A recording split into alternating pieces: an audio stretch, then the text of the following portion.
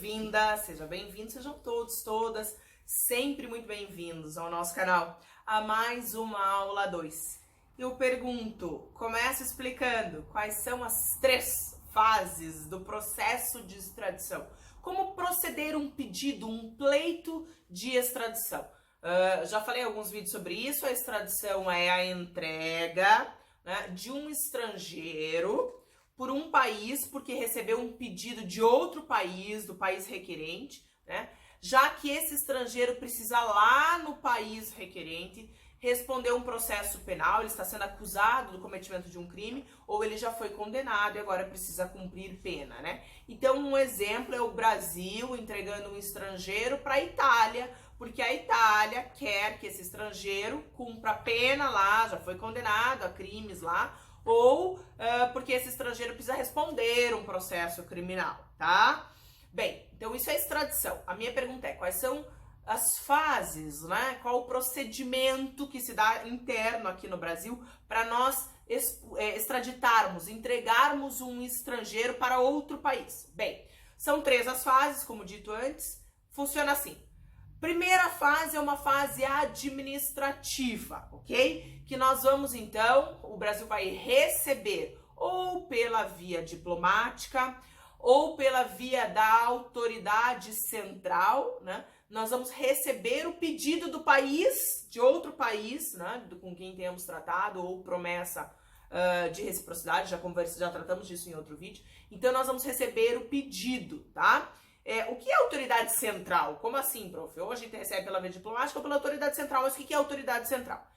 Em havendo tratado entre o Brasil e o país requerente, a autoridade central, onde tem que ser protocolado esse pedido de extradição, é o Ministério da Justiça.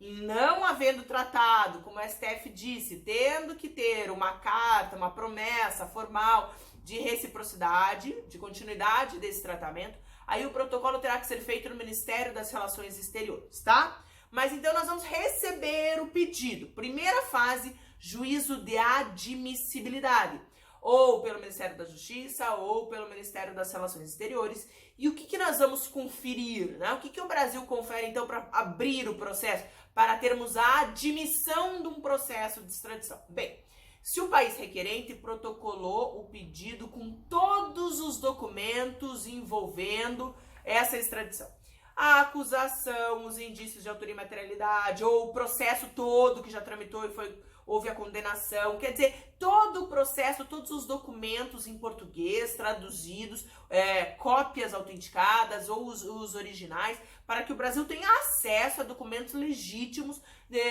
envolvendo aquele estrangeiro que estamos querendo ou estão querendo extraditar, tá? Então, nesta primeira fase administrativa, que corre em ministérios, é uma fase do juízo de admissibilidade.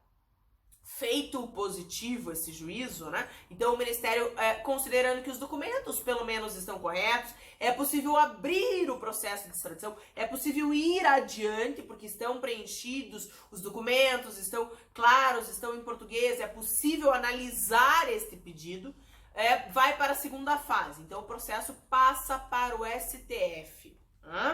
E aí o STF vai analisar os requisitos constitucionais para essa extradição, né?